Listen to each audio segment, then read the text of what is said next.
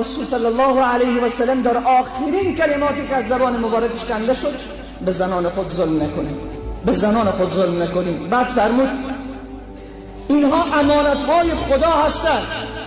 در حدیث حجة الوداع، حدیث طولانی هست، رسول صلی الله علیه و سلم، حدیث امام مسلم است، در یک بخش از این حدیث رسول صلی الله علیه و سلم فرمود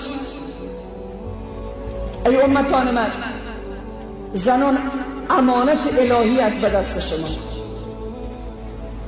امانت الهی است به دست شما.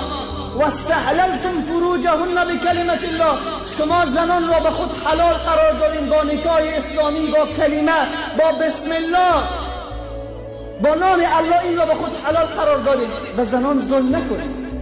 فانکم مسئولون عنها یوم القیامه، روز قیامت الله از این ظلمی که در حق زنان کردن است تک تک فرق کرده.